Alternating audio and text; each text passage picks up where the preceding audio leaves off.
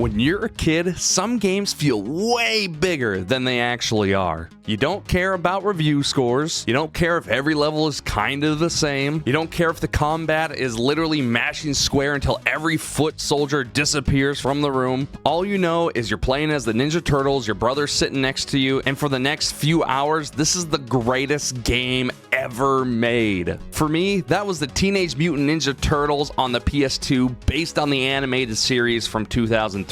This game, as a kid, slapped. I always loved the cover of this one. It just looked so cool. That back cover art is freaking awesome too, versus something like Mutant Nightmare, which is a little more busy. Let me know in the comments if you guys want me to review this game. I even have the old codes that we used to write down every time we completed the game. This is such a PS2 era thing, is just writing down cheat codes and all that fun jazz. My brother and I played this game a ton when we were kids. We didn't just beat it and move on. We unlocked every character, replayed levels over and over, and even got the secret ending fight, which made us feel like we discovered something no one else has yet. But now, years later, I wanted to know, was this game actually good? Or was I just a kid who saw Michelangelo using his nunchuck and just lost all critical thinking? So I replayed the Tmnt game that I grew up with to see if it still holds up.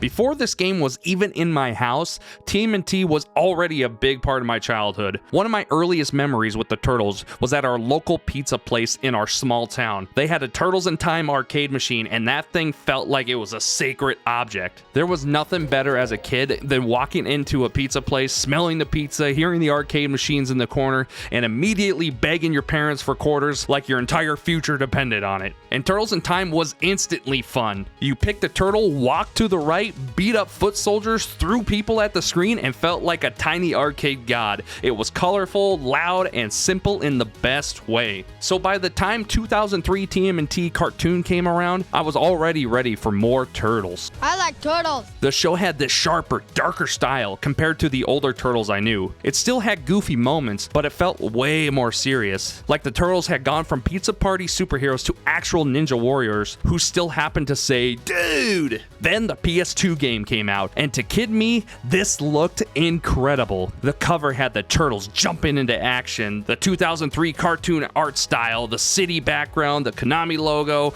At that age, that was all I needed. I didn't need reviews, I didn't need to see gameplay. I just saw Ninja Turtles on PS2 and my brain went immediately to, well, this is obviously important. And once my brother and I started playing it, it became one of those games we squeezed everything out of. We played through the story, we replayed the levels, we tried different turtles, we chased the unlockables, we wanted to see everything. And when you're a kid, unlocking characters feels like discovering a buried treasure. There was no battle pass, no paid skins, no shop refresh timer, you just played the goddamn game. And if you were stubborn enough, the game gave you something cool.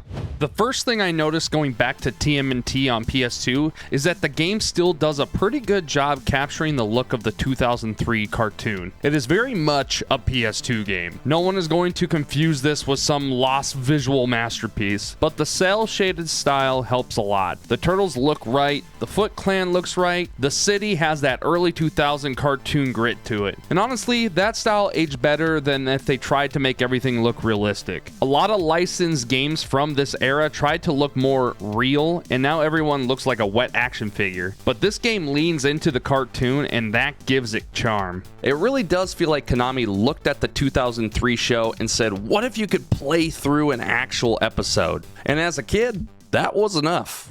At its core, TMNT on PS2 is a very simple beat 'em up. You pick a turtle, you run through a level, fight a bunch of enemies, break some boxes, listen to some voice lines, and keep going until the game decides you've punched enough people. That's basically the whole gameplay loop. Walk into an area, enemy shows up, beat up everyone, move to the next area, repeat. And at first it feels pretty good. There is something very satisfying about running around as Leonardo, Donatello, Raphael, or Michelangelo and clearing out foot soldiers. It has that classic TMNT beat 'em up feeling, but in 3D. But replaying it now, the repetition is extremely obvious. And I mean obvious in a way I did not notice as much as a kid. A lot of the game is the same enemies in the same types of areas areas doing the same kind of fights for multiple chapters in a row. Sometimes you're in the streets, sometimes on rooftops, sometimes you're in a warehouse, sometimes you're in the sewer, but most of the time you're doing the exact same thing.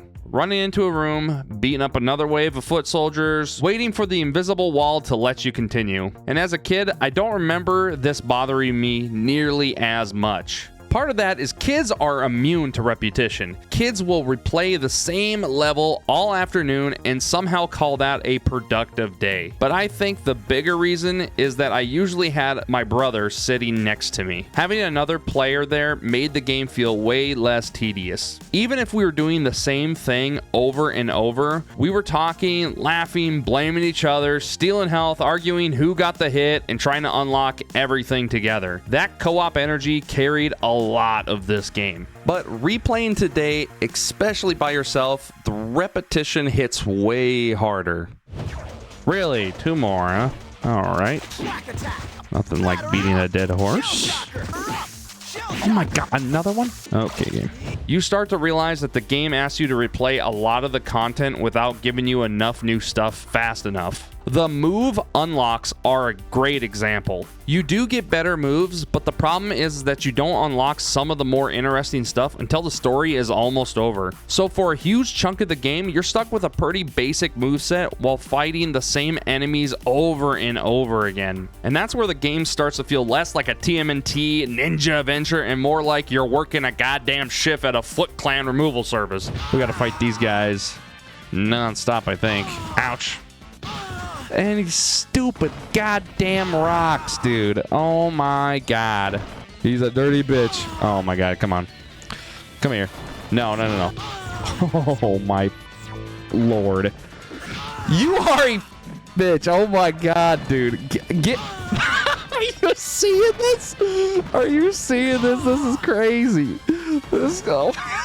Yeah, I'm just... Oh my god, I literally can't with this guy.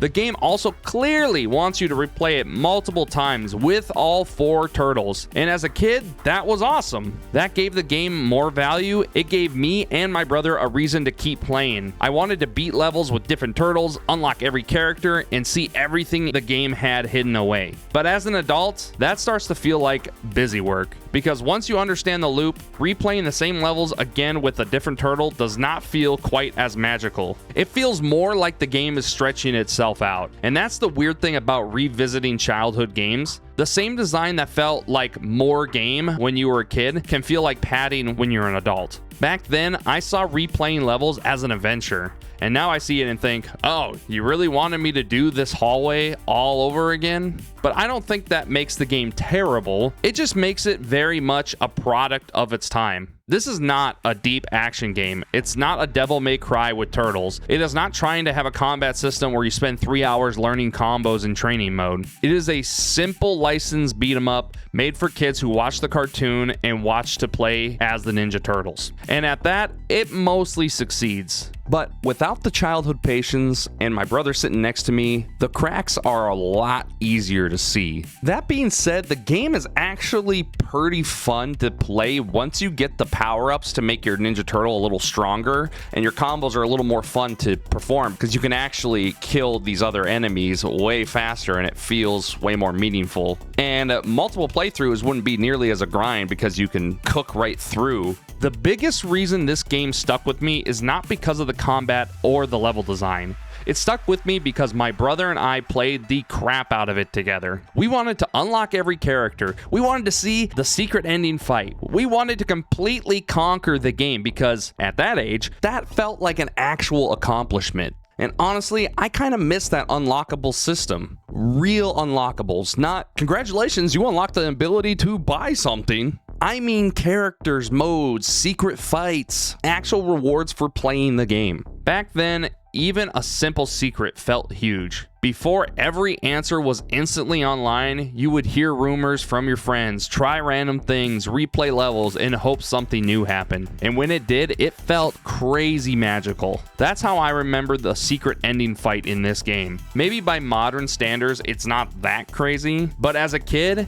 it made the game feel like it had a hidden second layer. Like my brother and I have found a real ending that only true Turtle Warriors got to see. That kind of stuff made even simple games feel special. And just like the true co-op experience, I do remember when we were playing this game, sometimes you lose track of who you're playing as, and all of a sudden I'm like fighting in the middle of this group and I'm like, a little help over here, and my brother Dylan's like, what are you talking about? I got confused because I was looking at him who was playing as Donnie and I was Mikey, and I was over in the corner nowhere near anybody, smacking a bunch of walls and stuff because I got confused on what turtle I was. That was pretty good.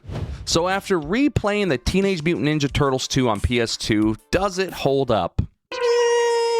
Kind of. As a modern action game, not really. The combat is way too simple, the levels are very repetitive, the enemies are not exactly tactical masterminds, and if you don't already have nostalgia for this era of TMNT, I don't think this game is gonna blow your mind. But as an early 2000s licensed beat 'em up, I think it still works. It's not the best TMNT game ever made. It's not better than Turtles in Time. It's not some hidden masterpiece you need to rush out and go play, but it was my TMNT game. Turtles in Time was my local pizza joint game. The PS2 TMNT game was my bedroom floor game. And honestly, I love both for totally different reasons. So is TMNT on PS2 still good? I'd say yes, but with a giant nostalgia-shaped asterisk on it. It is repetitive, it is simple, and it is very much a licensed PS2 game from the early 2000s, but it has heart. It looks like the cartoon, feels like TMNT. Not every childhood game has to secretly be amazing. Sometimes it just needs to remind you of who you were when you played it, and for me, this game does exactly that.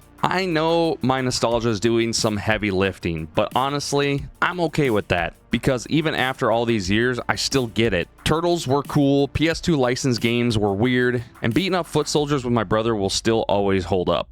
Thank you guys so much for watching. If you guys enjoyed this video, go check out my collaboration with Film Forum Studios. He graciously invited me to be a part of his TMNT 2 Secret of the Ooze movie review. So go check that out, comment on there, give him some love. He's almost at 50,000 subscribers. I'll see you guys in another video. Bye!